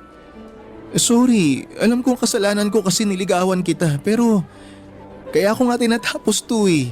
Hanggat maaga pa para may oras ka pa, para hindi ka na mahirapan. Kung ganito lang din naman ang kahihinat na ng lahat ng to. Sana pala nung first day pa lang, hindi na kita kinausap. Sana, hinayaan na lang kita na mag-isa. Nagsisisi ako na nakilala pa kita. Umamin ka nga sa akin, Ben. Minahal mo ba talaga ako? O napilitan ka lang kasi wala nang ibang kumakausap sa'yo? Hindi sa ganun yun. Minahal kita at hanggang ngayon mahal na mahal pa rin kita. Kaya ako nga ginagawa to eh, kasi mahal kita. Pero bakit ganun? Bakit hindi ko maramdaman ngayon yung pagmamahal na sinasabi mo? Questionin mo na lahat, wag lang yung pagmamahal ko sa'yo. Sa tingin mo ba hindi ako nasasaktan tuwing pinamumukha sa akin ng sarili kong ina na ikaw yung dahilan kung bakit ako nagkakaganito? Nasasaktan ako para sa'yo. Tuwing sinasabi ni Mama na pinahihirapan lang daw kita. Sinabi niya yon? Ben, hindi mo ba nakikita yung ginagawa ng mama mo? Pinaghihiwalay niya tayo. Alam mo sa sarili mo na hindi totoo yung mga sinasabi niya sa'yo. Oo, pero... So bakit ka nagpapa-apekto? Kasi may punto siya. Tama siya, Sabrina. Pinahihirapan lang kita. Utang na loob. Manindigan ka naman. Matuto kang lumaban para sa mga taong nagmamahal at naniniwala sa'yo. I'm sorry. Tama ka. Hindi mo ako sinukuan. Kaya wala akong dahilan para sukuan din yung relasyon nating dalawa. Maniwala ka, Ben. Matatapos din to. Pero hanggang kailan? Hanggang kailan ako magtitiis at mahihirapan? Hindi ko alam. Pero isang bagay lang ang sinisigurado ko sa'yo. At yun ay hindi kita susukuan, ha? Sabihin mo nga sa akin ang totoo. Hindi ka pa ba nagsasawa na intindihin ako? Aaminin ko, may mga pagkakataon na nahihirapan ako para sa'yo. Pero bilang girlfriend mo, alam ko rin na mas higit ka pa kaysa dyan sa nararamdaman mo. Kaya please lang, lumaban ka. Huwag kang susuko. Alam mo, hindi ko alam kung anong nagawa kong tama para magkaroon ako ng girlfriend na katulad mo. Sobrang swerte ko sa'yo. At sobrang swerte ko din sa'yo kasi nakikita ko naman kung paano mo nilalabanan yung nararamdaman mo. Siguro hindi mo nakikita yun.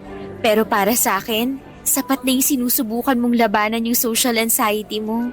Sana balang araw, makita at ma-realize ni Mama na hindi ko naman talaga ginusto na magkaroon ng sakit na ganito.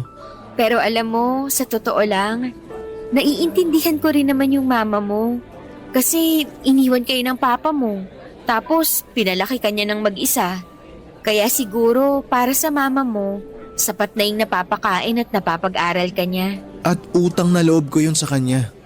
Ang akin lang naman, sana maunawaan niya na may pinagdadaanan ako. Ang hindi ko pa maintindihan, ikaw ang sinisisi ni Mama kung bakit ako nagkakaganito. Ay, mama mo lang talaga ang makakasagot niyan. Pero wag mo na munang isipin yan. Mas lalo ka lang masistress. Tama ka.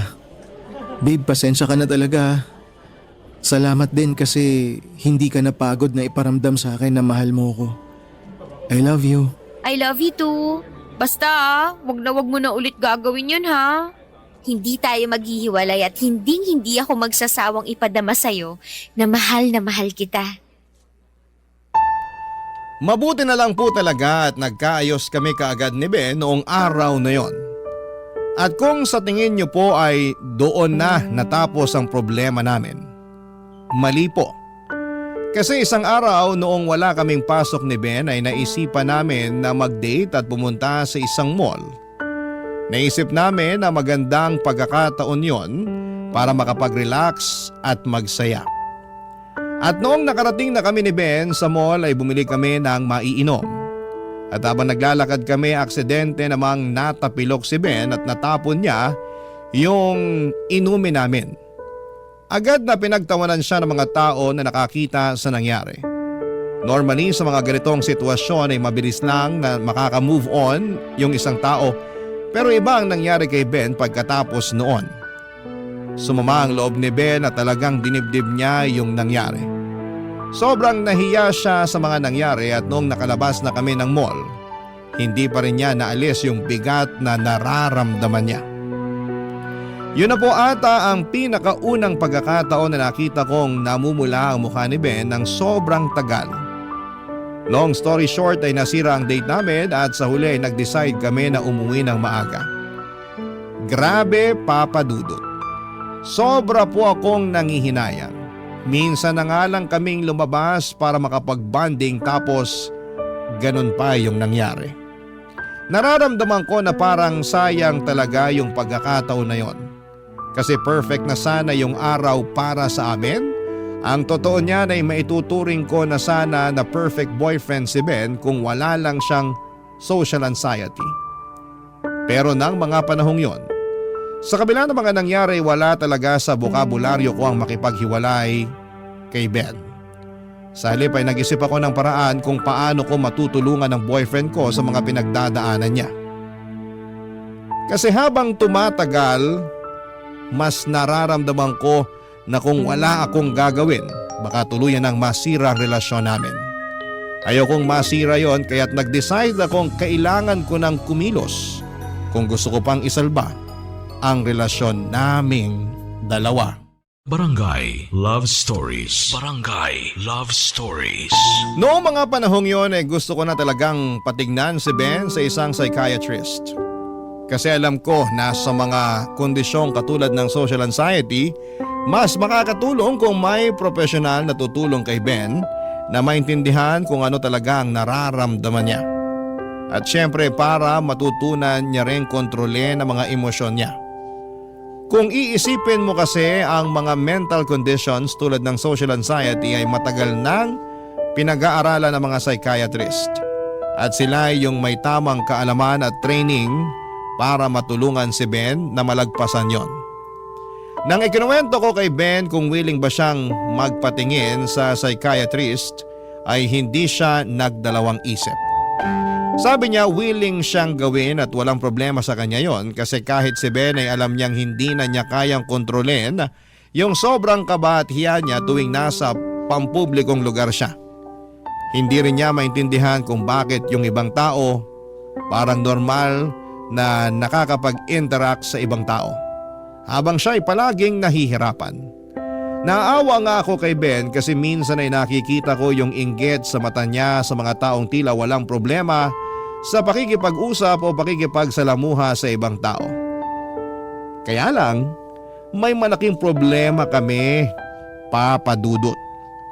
Pareho kaming estudyante ni Ben at wala kaming sapat na pera para patignan siya sa psychiatrist.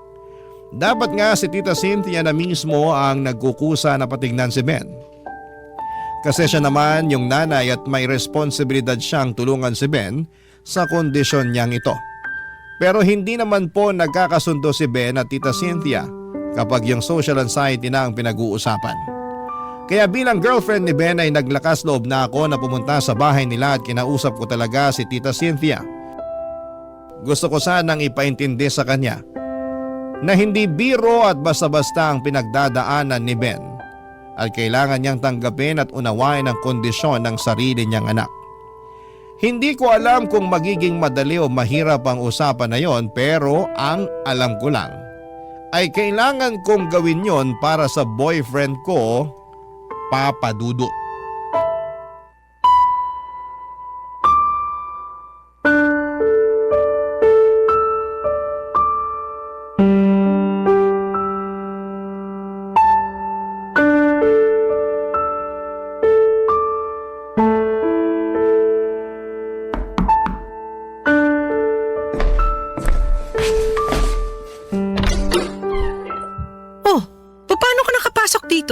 Pasensya na po kayo pero bukas po kasi yung gate niyo. Hindi ka pa pala hinihiwalay ng anak ko? Pwes natutulog pa si Ben. Sige na, umalis ka na. Kayo po talaga ang sadya ko dito. At ano naman ang kailangan mo sa akin? Gusto ko po sana kayong kausapin tungkol kay Ben. Ang lakas ng loob mo ah. Pero hanggang dyan ka na lang. Wag na wag ka magkakamaling pumasok sa bahay ko. Gaya nga ng sinabi ko, natutulog pa ang anak ko, mamaya mo na siya i-brainwash. Tatapatin ko na po kayo, Tita Cynthia. Pwede bang tigilan mo ng pagtawag sa akin ng tita? Hindi kita kaano-ano. Ang kapal din naman talaga ng pagmumukha mo para tawagin ako. Kailangan ho ng psychiatrist ni Ben. Ano? Pasensya na po kayo pero awang-awa na po ako sa anak ninyo. Sobrang nako-conscious na siya tuwing pinapalibutan siya ng ibang tao. At sa tingin ko, mas makakabuti kung patitingnan niyo siya sa isang psychiatrist. Psychiatrist? Hindi baliw ang anak ko, Sabrina. Kung may baliw man dito, ikaw yon.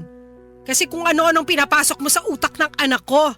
Tita, magdahan-dahan po kayo sa mga sinasabi niyo. Hindi porket may pinagdadaanan ng mga katulad ni Ben, hindi ibig sabihin nun baliw na sila. Kailangan lang nila ng tulong para mas maintindihan nila yung nararamdaman at pinagdadaanan nila. Ikaw ang dahilan kung bakit may pinagdadaanan ng anak ko. Kung ano-ano mga sinasabi mo sa kanya kaya siya nasisiraan ng bait. Matagal na pong may pinagdadaanan si Ben. Kayo lang naman tong nagbubulag-bulagan sa hirap na dinadanas ng anak nyo. At bakit nyo po ba ako sinisisi sa nangyayari kay Ben? Sa tingin nyo po ba talaga ginusto ko na magkaroon ng mental health condition yung anak nyo? Aba malay ko! Hindi po ako nagpunta dito para makipag-away sa inyo. Pumunta po ako dito para makiusap sa inyo na patingnan niyo si Ben sa isang psychiatrist. Maniwala kayo sa akin, para din po to sa inyo. Ha! Alam ko na kung bakit ka nagkakaganito. Anong ibig niyong sabihin? Pinipilit mo na patignan yung anak ko sa isang psychiatrist kasi gusto mong pagkakitaan yung anak ko. Umaasa ka na ibibigay ko kay Ben yung bayad para sa psychiatrist nang sa ganon, masalisihan mo ko. Tita, utang na loob. Wala akong ibang gusto kung hindi ang mapabuti si Ben. Mahal ko po yung anak nyo. Mahirap po bang intindihin yun? Oo! Kasi ikaw ang dahilan kung bakit nagiging baldado ang anak ko. Alam niyo po, no offense ha, pero mas naiintindihan ko na ngayon kung bakit may mga pagkakataong sumasama ang loob ni Ben sa inyo. Kasi ang kitid ng utak niyo, hindi kayo marunong umintindi. Ang kapal na mukha mo para pagsalitaan ako ng ganyan sa sarili kong pamamahay. Sabihin niyo nga ho sa akin, bilang nanay niya, hanggang kailan niyo kayang tiising nakikita si Ben na nahihirapan sa kondisyon niya? Wala siyang kondisyon. Gawa-gawa niyo lang yan. Kayo kasi mga kabataan, kulang kayo sa pansin. Walang sakit si Ben. Normal ang anak ko, naintindihan mo? Tita, parang awa niyo na. Ako na ang nasasaktan para kay Ben. Maniwala ho kayo kung may pera lang ako, hindi na ako lalapit sa inyo at ako na mismong magdadala sa kanya sa psychiatrist. Pero pareho lang kaming estudyante ni Ben at wala kaming sapat na pera para gawin yun. Ayan! Lumabas din yung totoo! Gusto mo akong perahan kasi walang-wala ka, manggagansyo ka. Mali po yung iniisip niyo. Hindi ako ganong klaseng babae. Concerned lang ako kay Ben, mahirap bang unawain yun? Ito lang ang ipinapangako ko sa'yo, Sabrina, kaya makinig ka. Gagawin ko ang lahat para maghiwalay kayo ng anak ko at hindi ako titigil hanggat hindi kayo naghihiwalay. Bakit ba ang init ng dugo niyo sa akin? Nung una tayong nagkita, pinakitunguhan ko naman kayo ng maayos at wala akong ginawa sa inyo para kasuklaman niyo ako ng ganito katindi. Kasi ikaw ang dahilan kung bakit sa tingin ni Ben nasisiraan na siya ng ulo. Kung ano-ano mga pinagsasasabi mo sa kanya kaya siya unti-unting nababaliw. Sana, pag-isipan niyo po ng mabuti yung mga sinasabi ko sa inyo. Hindi po kami nag-iimbento ni Ben at pareho naming alam na kailangan niya ng tulong. At kayo lang pong may kakayahang ibigay sa kanya yung tulong na kailangan niya. Umalis ka na, kundi ipapabarangay kita! Pakisabi na lang po kay Ben na dumaan ako dito. Umalis ka na!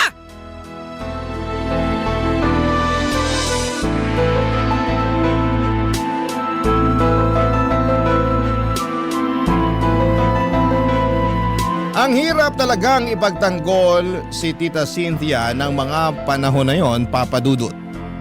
Mukhang lumaki siya sa mas makalumang pananaw at mahirap baguhin yung ganong klase ng mindset. Ako naman ay ipinagpapasa Diyos ko na lang na sana balang araw ay mas lalawakan ni Tita Cynthia yung isip niya. Kasi beruin mo ha, yung mismong ina mo ay hindi ka naniniwala na may pinagdadaanan ka.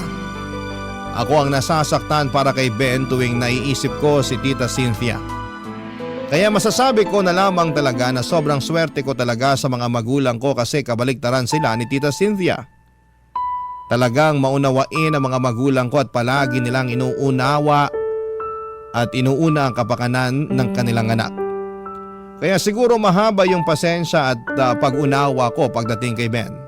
Kasi pinalaki ako ng maayos ng mga magulang ko at tinuruan nila akong magmalasakit at magpakita ng pag-unawa sa kapwa. Lumipas sa mga buwan at pakiramdam ko ay parang walang pagbabago sa kalagayan ni Ben. Nakakaramdam pa rin siya ng matinding takot at kaba lalo na pag may mga kausap siyang ibang tao. Nakaramdam na po ba kayo ng kaba tuwing sasalang kayo sa mga job interview? O di kaya ay paparating na yung mataray at masungit ninyo na boss? Ganon ang klase ng kaba na nararamdaman ni Ben tuwing nakakakita siya ng mga tao. Pero syempre nandito naman ako para tulungan siya. Pero hindi naman sa lahat ng oras ay nandito ako para saluhin siya.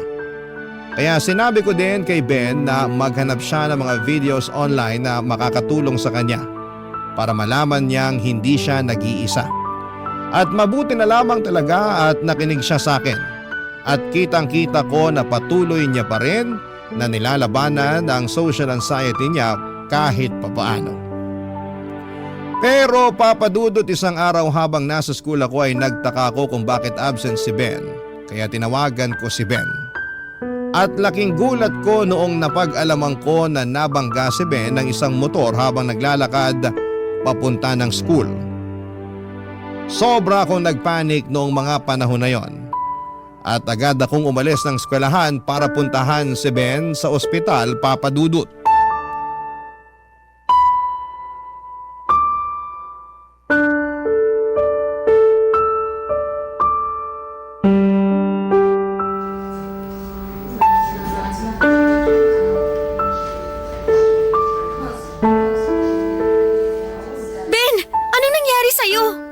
Mamamatay na yata ako, babe. Ano ka ba? Huwag ka nga magbiro ng ganyan. Eto naman, pinapatawa lang kita. Pwes hindi nakakatuwa yung biro mo. Alalang-alala ako sa'yo.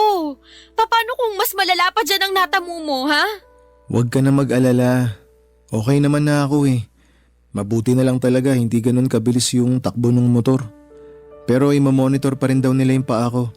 Medyo makirot pa rin kasi. Basta magpagaling ka lang dyan, ha?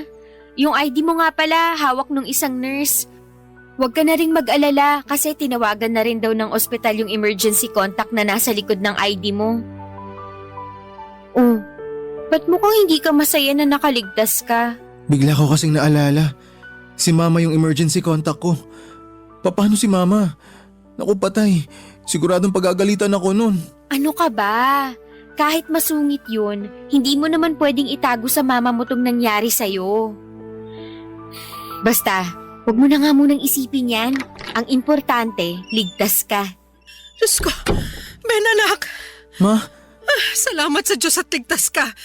Hindi ko mapapatawad ang sarili ko kung may masamang mangyari sa'yo. Huwag na po kayo mag-alala. Okay na po ako. Anak, I'm sorry kung pinaramdam ko sa'yo na hindi kita pinapahalagahan. Ang totoo niyan, matagal ko nang alam at napapansin yung tungkol sa social anxiety mo. Napapansin ko na kinakabahan ka tuwing inuutusan kitang sagutin yung telepono. At hindi ka rin mapakali tuwing may mga bisita tayo sa bahay. Alam na alam ko ang lahat ng yun, anak. Ang sa akin lang naman kasi, ayokong maramdaman na nagkulang at nabigo ako bilang nanay mo. Kaya hindi ko matanggap-tanggap yung tungkol sa pinagdadaanan mo. Bakit hindi niyo sinabi sa akin yan nung umpisa pa lang, Ma? Kung sinabi niyo sa akin yan ng mas maaga, di sana mas naintindihan ko kayo. Mas lalo tuloy ako nakukonsensya kasi sinagot-sagot ko kayo nung nakaraan. Hindi ka dapat makonsensya, anak. Kasi ako itong nagbulag-bulagan hanggang sa napaniwala ko na ang sarili ko na wala kang pinagdadaanan. Pero nung natanggap ko yung tawag na nabangga ka raw, doon ko napagtanto na naging masama akong ina sa'yo. Anak, sana mapatawad mo ako. Ayos na yun, Ma. Pinapatawad ko na kayo. Tsaka, mahal na mahal ko po kayo. Mahal na mahal din kita. Huwag ka mag-alala. Kasi paglabas mo rito, pupunta tayo sa psychiatrist para mas maunawan at maintindihan mo yung mga pinagdadaanan mo, ha? Nga pala, Sabrina. Salamat din sa'yo kasi pinakita mo sa akin na hindi ako naging perpektong ina. Na may mga pagkukulang din ako sa anak ko. Sa totoo lang, masaya po ako na nagkabati na rin kayo sa wakas. Tsaka, Ma, huwag niyo na nga awayin yung girlfriend ko, ha? Mahal na mahal ko yan. Oo naman. Sabrina, Iha, I'm sorry sa mga sinabi ko sa'yo noon. I'm sorry na nadamay pa kita sa mga pagkukulang ko sa anak ko. Wala na po yun. So, ibig sabihin po ba nito, pwede ko na kayong tawaging tita? Siyempre naman. Alam mo, sobrang swerte ng anak ko sa'yo. Bakit? Hindi ba maswerte si Sabrina sa akin? Ikaw talaga. Nga pala, huwag kang mag-alala kasi ako na mismo ang kakausap sa school tungkol sa nangyari sa'yo. Babe, thank you talaga. Nga pala, bakit ka nandito? Hindi ba dapat nasa school ka? Ibang klase ka rin, ano? Sa tingin mo, hindi ako kakaripas sa pagpunta dito nung nalaman ko na nabangga ka ng motor? Naku anak, kung ako sa'yo, wag mo nang hihiwalayan tong si Sabrina. Seryoso ba kayo, Ma? Parang kailan lang, tutol na tutol kayo sa relasyon namin, ha? Ano ka pa naman, nak? Wag mo nga ipaalala sa akin yun, nakakahiya dito kay Sabrina eh. Basta tita, sinisigurado ko po sa inyo na okay na tayo. Mabuti naman kung ganon. Pero yung pag-aaral niyo munang atupagin niyo, ha? Mas mahalaga pa rin na makapagtapos kayo. Pero sigurado po ba kayo natanggap niyo na talaga si Sabrina? Siyempre naman. Kung ganun, panahon na para pagplanuhan namin yung kasal. Uy Ben, ano ka ba? Tumigil ka nga, nakakahiya. Okay na ako sa setup niyo sa relasyon yung dalawa. Basta pagbubutihin niyo lang ang pag-aaral niyo. Tsaka niyo naisipin yung pagpapakasal kapag nakapagtapos na kayo. Nga pala anak, nakuha mo ba yung plate number nung nakabangga sa'yo? Wag na po, okay naman po ako eh. Tama si tita. Dapat panagutin natin kung sino man ang lokong nakabangga sa'yo. Anyway, sigurado naman ako na may CCTV doon sa pinangyarihan ng insidente. Basta, magpagaling ka na muna, okay? Thank you, babe. I love you. I love you too. Nagpapasalamat na lang po ako at hindi ganong kalala ang natamong sugat ni Ben. May mga kaunting fractures lang sa tuhod kaya't kinailangan niyang gumamit ng crutches at ilang linggong pahinga. Pero salamat sa Diyos kasi dumating din yung araw na gumaling din siya at nakabalik na sa school. Tungkol naman sa driver na nakabangga kay Ben, natunto ni Tita Cynthia yung bahay niya at hindi pala malayo sa pinangyarihan ng aksidente yung bahay ng driver. Nakipag-areglo na lamang yung driver kay Tita Cynthia at nagmakaawa ito na huwag na siyang kasuhan kaya pumayag na lang din si Tita Cynthia para matapos na ang gulo.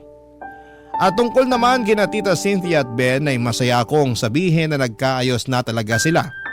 Tuwing weekends ay nagsasama na sila sa pagpunta sa psychiatrist at kitang-kita ko na nag-improve na ang social skills ni Ben. Nakakapagsalita na siya ng hindi kabado o nanginginig. Talagang malaking tulong ang medication at counseling na natatanggap ni Ben mula sa psychiatrist. At kami naman ni Tita Cynthia ay okay na rin. Tanggap na niya ako bilang girlfriend ni Ben at wala na akong mahihiling pa. Pero ipagdarasal ko pa rin na sana tuloy-tuloy na ang pag-i-improve ni Ben. Para po sa mga nakakaranas ng social anxiety dyan, gusto ko lang pong sabihin na hindi kayo nag-iisa. At maraming tao ang handang umunawa at magbigay ng suporta sa inyo. Kaya lumaban lamang po kayo dahil habang may buhay ay may pag-asa.